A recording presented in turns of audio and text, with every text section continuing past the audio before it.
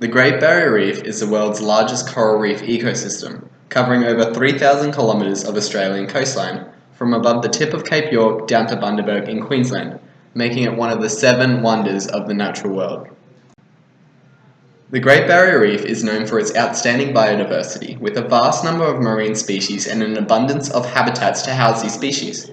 This reef houses such a diverse ecosystem containing 411 species of hard corals and a third of the world's soft corals, with over 1,500 species of fish, shark, rays, and marine mammals. In 2016, the Great Barrier Reef had undergone a mass coral bleaching event.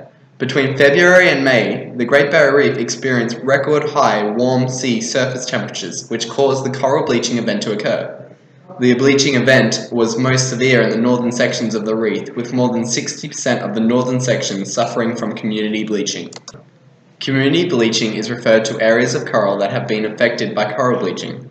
Bleaching intensity decreases gradually southward, but most reefs still display some degree of bleaching.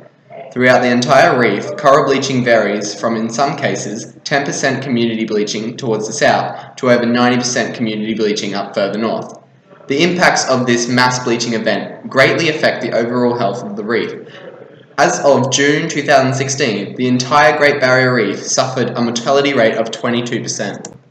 The coral bleaching event on the Great Barrier Reef should be a concern to the general public, as the reef generates a large tourism income of $5 to $6 billion per year. This is a huge boost to the country's economy.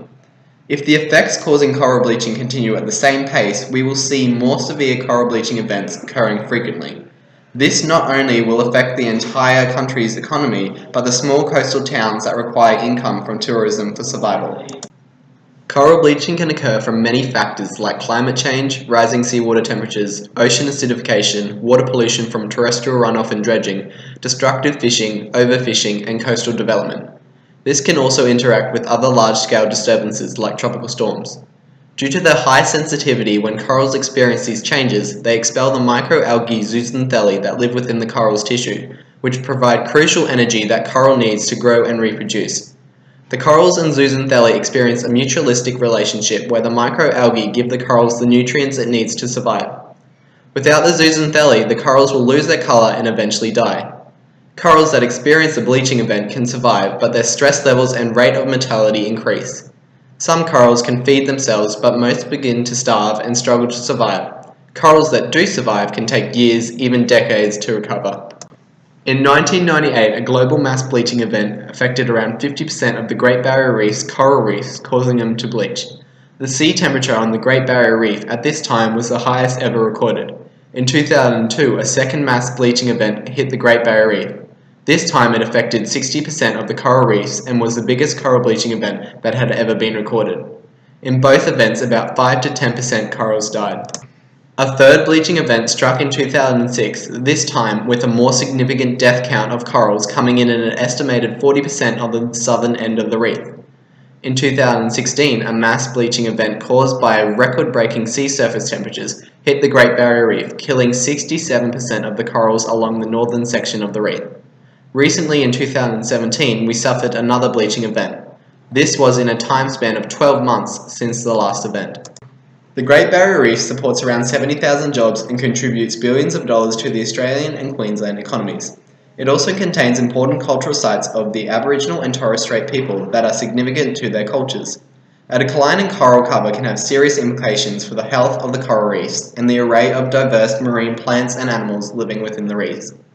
Among the animals affected are several threatened species, including 6 of the world's 7 endangered sea turtle species which inhabit the waters of the Great Barrier Reef.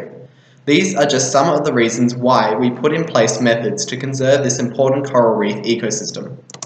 In July 2015, the World Heritage Committee decided not to place the Great Barrier Reef on the World Heritage in Danger list.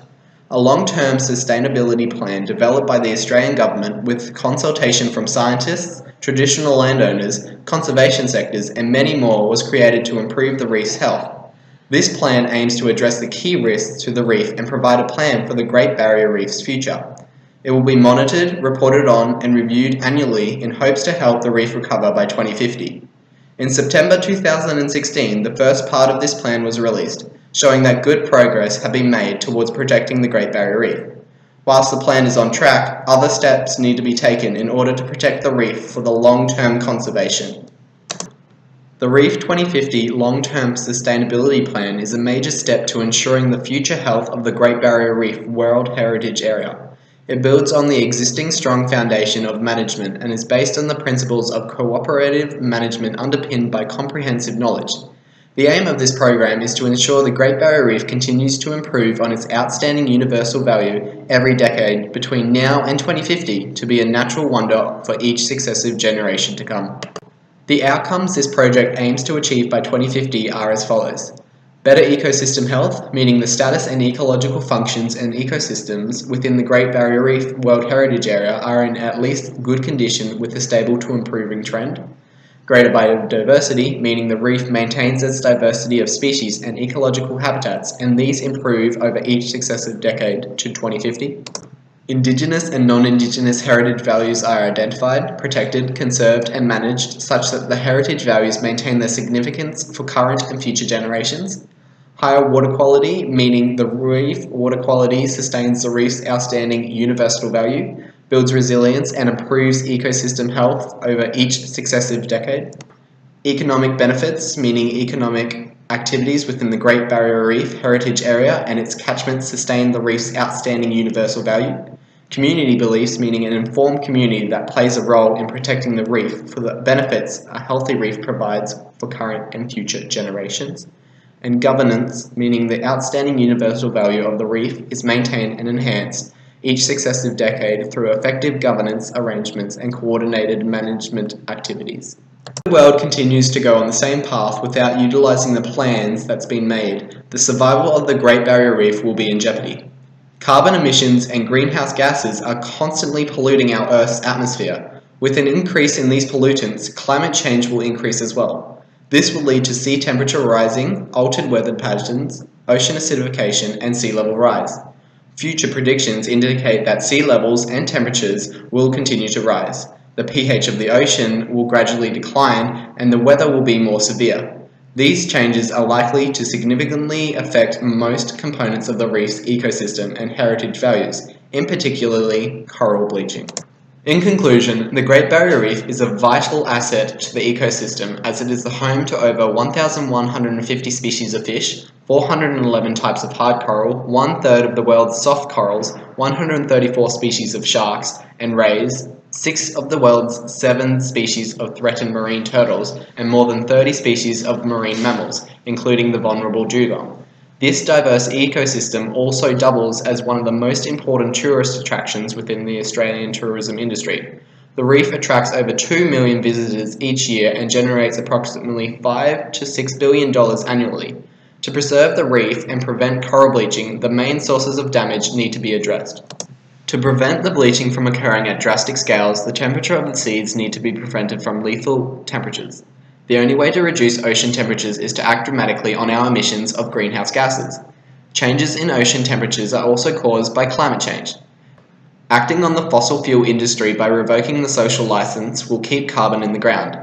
Building towards climate solutions for an economy free of fossil fuels will also reduce the effects of climate change. Finally, pressuring governments into limiting emissions and refraining coastal development by running local and national campaigns that target our leaders will result in changes being made. As for solutions that you can tackle by yourself at home, becoming aware and reducing water use will result in less runoff and wastewater that pollutes our oceans. To reduce air pollution and act on the greenhouse effect, refrain from using your own vehicle. Fossil fuel emissions from cars lead to ocean warming, which causes mass bleaching of corals and can lead to widespread destruction of reefs.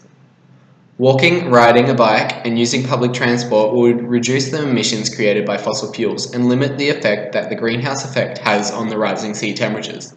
To address the issue with overfishing and destructive fishing, buying seafood product from the small local seafood industries will counteract on large-scale fishing industries and super trawlers whom are responsible for overfishing.